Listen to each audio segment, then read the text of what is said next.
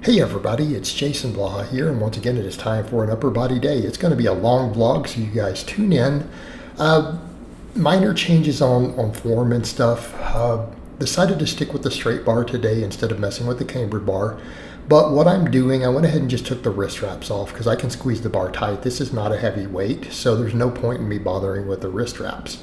But what I'm doing on my flat bench and my incline, I'm just trying to grip it as wide as possible because what I'm doing with these is trying to maximize pectoral development. I get the most pec activation as I go really wide, which I've told you guys quite a bit in the past, and I think that's just the trend that I need to stick with because I'm doing direct tricep work, and then we're getting all that tricep stretching on the pull-ups and things. I'm just going to let the tricep work handle the brunt of the tricep development. The pressing still carries over, right?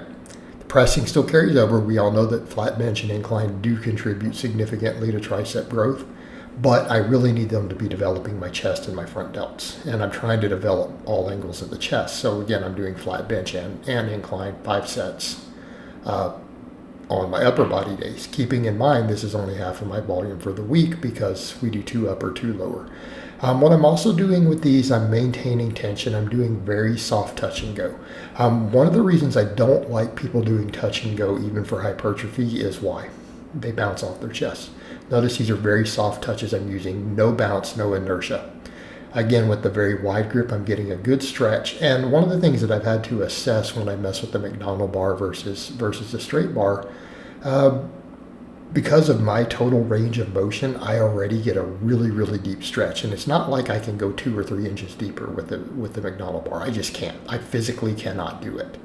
So since I'm already getting a deep stretch and I can get a stretch reflex as long as I maintain tension in the pec and do a very soft touch, it works great. In fact, my pecs got a fantastic pump on this. But again, note the grip width. Right, we're out pretty wide. I'm almost at the hooks, right? I'm almost at the J hooks there. We're not illegal wide, like this is still meet legal width, barely, by about 1 finger. But again, we're taking it out real wide. We're benching flat back. Notice that the elbows still get a very, very deep position because I'm benching flat back, heels flat, flat back, no arch. Also, because I'm not power benching, I am touching a little higher on the chest. So normally I touch my stomach when I bench. So when you guys have seen me do 365, or I did that 315 for 8, all power benching with an arch. All right, that's touched to my stomach. These are touched maybe an inch below the nipple, so just below the nipple with that wide grip for the purpose of developing as much chest as possible. Same thing on my pull-ups. Because I find personally, because I'm already doing lots of shoulder work, I'm doing other rows, I feel my lats a lot more, stretch better when I go for a real wide grip. Not only that, but even my rear delts, so lats and rear delts, I just get a great stretch on those at that bottom position when I take the real wide grip. So I'm doing the same thing there. I'm just gripping all of this extremely wide and just running with it. I know, and it's strange for a lot of my long timers who've been watching these vlogs for years with all the powerlifting and the power training of me doing this. But as I've said repeatedly, I think that we should have all things. I think that we should all be strong. I think we should all be jacked. I think we should all be even aesthetic, and I'll use that word, right? I think that if we're going to do this, we should be well-rounded. We should achieve excellence. We should be striving to improve in all areas. So yes, I think everyone should have a big bench and a big deadlift. Absolutely, if you train. But I also think you should have abs. I think you should have decent lines, decent proportions. Okay, we can have all these things. Of course, I had someone else say, as soon as you get more ripped and all this, I'm going to convince you to get an elite VO2 max. One of my hybrid guys in the comments section. We'll see about that. But this stuff felt really good. So I ended all these supersets of the benching. So if you guys notice, I superset everything. The only things I'm really not supersetting is heavy squatting and deadlifting. That's it. Everything else is a superset. And these volumes are real high. This is a 40-set workout, counting the big and the small movements, compounds, and the isolations. But yeah, the main thing for me is getting the stretch of my longest range of motion at the bottom of those pull-ups. Keeping in mind too, this is a really wide grip. So it's a little different. Notice on a lot of these, I get to the end, I just do dead hangs for a couple seconds. And I think that, as again, see me swinging, that is actually a dead hang. So that's actually is my passive hang. So puts it into context. But it's never affected my back development. People always complain about that, but I'm like, but look at my back. Everyone's like, oh, your back is disproportionately big. But no one likes how I train it. It's comical, isn't it? All right, incline, the same thing. I had to go light because of this. Because I'm gripping so wide, I've got to get used to this. The first set looked a little catawampus. I was kind of struggling. But the burn was solid. So again, we're getting into those really deep stretched positions. And I think particularly with the incline, it was difficult to touch my chest because it was such a tremendous stretch on my pecs. I felt my upper pecs felt like they were going to rip almost. So I'm going to have to build up with this. But again, same thing, got a great pump. There's obviously my back. That's what I mean by, you guys can complain about my back stuff all you want. All right, Yates Rows. I took these a little lighter today. I'm like, let's really, really focus on getting that stretch at the bottom. So for me, I am focusing on controlling a bit, just getting that bit of stretch. I'm making sure my scapula come apart. So I'm trying to get that last bit. So I ended up going really light and doing 15s, right? Sets of 15. Which on this variation was pretty challenging with this because I've already fatigued from all the pull-ups. So even that 155, I know people are like, we've seen you pin leg row 250 for 10. I'm like, yeah, but that's a different exercise, isn't it? Less lengthened position. So you guys will notice a lot of these movements, yeah, I can't handle as big of weights, but we make up for it with the muscle being worked because that is what we were trying to do. Trying to put mechanical tension on the muscle, not necessarily moving the biggest weights. And everything is, not everything, but a lot of it is focused on lengthened positions, working certain planes. So I'm trying to put stuff into those deep stretches, right? So we ended up doing 12s with 135 on the incline, and I know that's funny. People are like, oh my God. But again, context, the really wide grip, it works. Again, I got a deep burn in my pecs. I felt a lot of activation, and it was fatiguing. Were they limit sets? No. But that's okay. I'm going to work on that. Well, I want to get used to that wide grip, and I'm going to start trying to ramp the actual set quality up to get them real close to failure coming up. And they weren't far. It's not like I had 5 or 6 reps left. These rows, though, were all within a rep or two. Like the 15s were definitely challenging. And again, all of it's done as supersets. It helps with my conditioning, helps with reducing body fat, helps with my work capacity. Okay, so all this high volume, higher rep training with everything is supersets.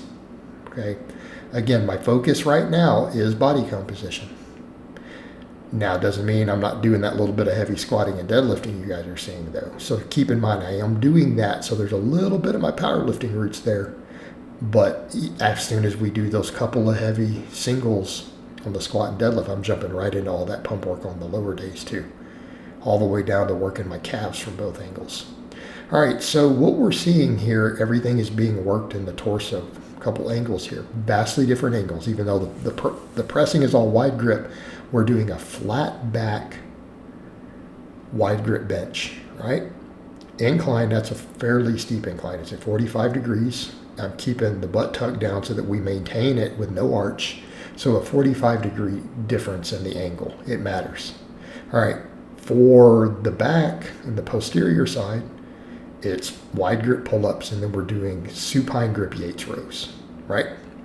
So we're working a lot of different angles here. And because this is 5 sets of each, this is 10 sets of pressing, 10 sets of pulling at 2 very, very different angles, right? We're getting pretty complete pec and back development out of this. Now, so the question becomes, why the Yates rows? Mainly because I get a good stretch in the lats on them, and I'm doing laterals, so I'm getting plenty of extra upper back. I'm not as worried about it, okay? And I'm starting to mess with plate laterals on my off days, just because, again, more side delt's never going to hurt if I'm trying to look better. But my workouts, I really want biceps to get a big priority. So that is the reason we are doing the supine grip rows, or the Yates rows, as people call them. Okay, because Dorian Yates did these. Now, people say, you said these can be risky to your biceps. They can be. If you're doing heavy cheat rows with these with straps, yeah, they absolutely can be. You need to be very, very careful if you do that. I'm not, because I'm doing a true raw grip on it, and I'm focused on lightweight and just taking a deep burn with the reps and getting a stretch. It's fine. All right, triceps. We come in and do 5 sets of skull crushers. I'm pushing these pretty close to failure. Right, we're getting about 1 rep away. I'm getting that deep burn. This is what's going to give me the triceps to go with all the pressing. Right, because I'm doing 5 sets of this every workout. It's a great deal of tricep involvement. Keeping in mind that long head does get worked on pull-ups. I've seen, again, some experts point out that does actually contribute to the long head. This is making sure that long head gets hit, right? We are working the full tricep on that, full tricep, and notice I rock it back to my face at the bottom. So we're making sure that long head gets that little bit of extra oomph at the bottom. All right, curls, I've decided I'm going to go even stricter on these. I like cheat curls, but here's the thing. I know that my biceps are a weak link. I'm already doing big compound movements for biceps because I have that row in there. That's also a mindset thing.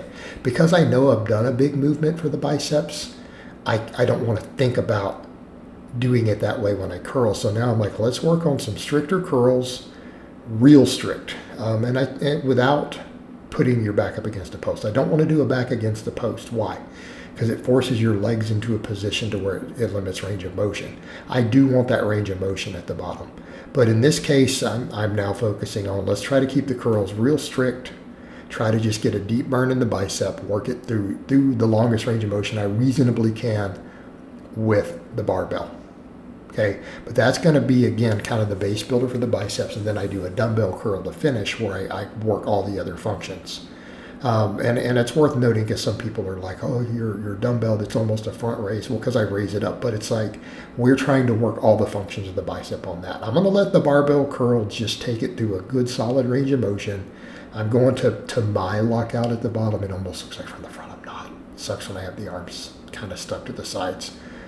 And I'm only doing a little bit of shoulder movement on it because, again, for some reason, people just freak out when I do the other. So I'm like, okay, I'll just do them real strict and we'll keep it pretty for the camera. But you know what? It works. It still works. I feel about the same bicep activation I do on the others, which is a nice solid burn. I couldn't complete all the reps on the last couple sets. You know, it's like I was getting 12 and it started getting down to 10.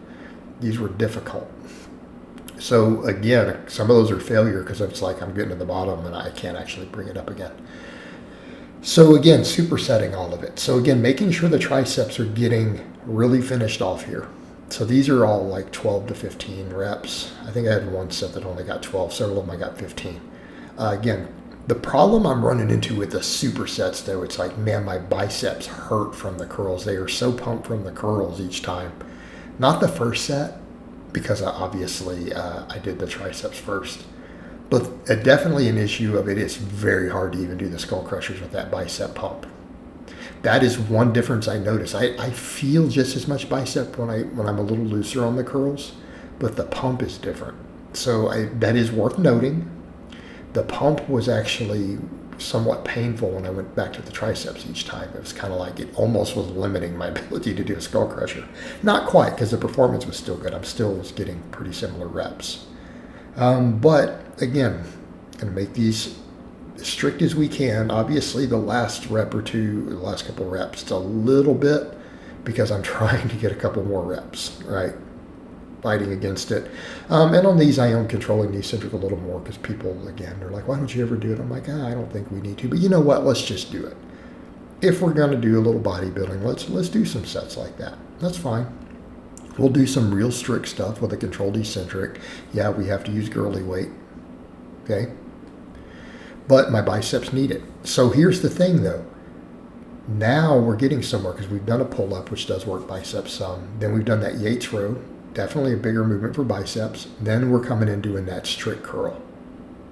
All right, that's a lot of bicep activation. But that's not where we end it. I finish off with dumbbell curls to make sure. So this is what I mean by biceps are getting a priority. If I stopped here, biceps would be very, very, very thoroughly worked. But my biceps, I think at this point, are probably my worst muscle group. They need to get bigger. I need bigger arms.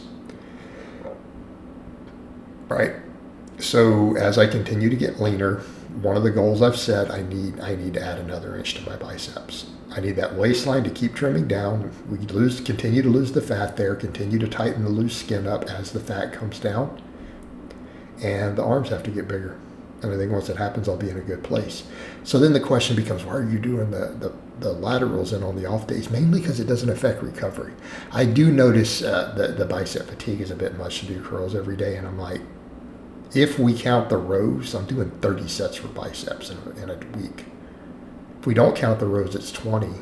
I don't need more biceps. But the little light plate laterals are so easy on recovery, not a big deal. Plus, again, if you were chasing a certain look, has anyone ever looked worse while getting leaner because they got bigger side delts? I mean, is that really a real risk? It's not like I'm blasting a gram of tren or something here. Come on. So, again, strict curls, skull crushers. I'm trying to keep everything strict and controlled here. At least until the last rep or two, and then it's like I'm trying to, get a little more. So right there, you guys saw I controlled that last eccentric, and then it's just a brief second. I actually try to do another rep, and it doesn't move, so that's failure. All right, so afterwards, then we come over to the dumbbell curl. So what are we doing with this? This one confuses people. All right, what are the three functions of the bicep? Everyone knows it obviously flexes the elbow, right? Primary function. But what else does the bicep do? Supination of the wrist. So I'm starting in a hammer position, and a lot of people are not aware the hammer position actually is a slightly deeper stretch at the bottom. It also works the brachialis. All right, so by supinating the wrist, we are working one of the other functions of the bicep. Okay, are we all clear there? Also, the long head of the tricep is responsible for the first 30 degrees of shoulder extension in front of the torso. So yes, I am doing a little bit of a front raise with it. Why? Because that's one of the functions of the bicep. Only one of the heads is involved. But if my goal is to say, okay, my biceps are my worst muscle, I need to finish them off completely and work every single possible function and angle of that muscle, doesn't it make sense to make sure my finishing exercise, just like on the Skullcrusher, right? We're doing that little bit of rock back, that last finishing movement, we're making sure the head of the tricep that gets neglected on all the pressing gets a little extra love. Okay? Just a small little finesse. What's the same thing here? And no, I don't care about being as strict on this. Why? Because I'm just trying to get through those movement patterns. I'm trying to fatigue the muscle through all three movement patterns on this one. And again, with the dumbbells, I can do it all independent, right? I'm not worried about torso lean or anything else because I can work the full range of motion. And then I'm supersetting it with these laterals. I run out of steam on these real quick. I've noticed I do these fresh on off days. I can get like 40 reps fresh. But after doing all the rowing and the pressing and the incline, my delts are actually really fatigued. This burns, like usually even by the 10th rep, my delts are on fire. So again, I'm supersetting between the curls so that my biceps get just a little bit of a break. I do that, then I take about 30 seconds, whatever, after the laterals. So what I'm doing this set of curls, coming over, turning the camera off, restarting it, grabbing the plates, so I have a separate clips for each of these, setting them down, taking about 20, 30 seconds, and then repeating, right, the superset. So leading with the curls. And again, we're making sure, think about what you're seeing here, we're working all three functions of the bicep, trying to make sure I finish them off, right? I've got to get bigger arms. So just like we finished that last function of the triceps with the Skullcrusher, I want to make sure that finishing movement does that. And it's the same thing with the laterals. All right, my front delts and my posterior delts get a ton of work.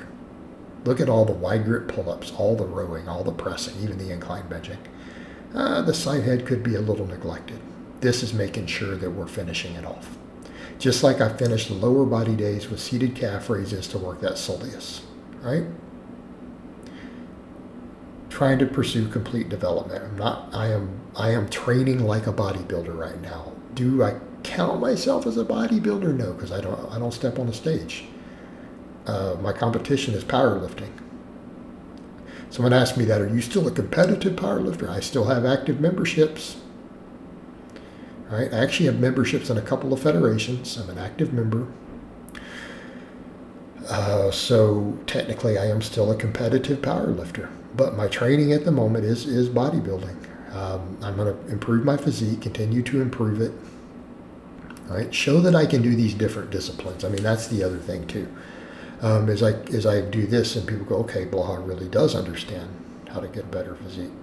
You know, just like when I do different diet approaches, I'm messing with the plant-based, showing people, yes, I know how to do plant-based nutrition too. And I'm doing it for health. It's actually not as easy to build muscle with it. You have to really know what you're doing. So again, just continuing to improve, continuing to set goals, trying to achieve excellence, trying to get better. It's the name of the game. All right, and hopefully inspiring other people to do the same. All right, I'm kind of tired of talking. I've been talking for well over 20 minutes. There's at least another minute of this left. I'll let you guys finish it. So I hope it's been informative, and I'll talk to you guys next time.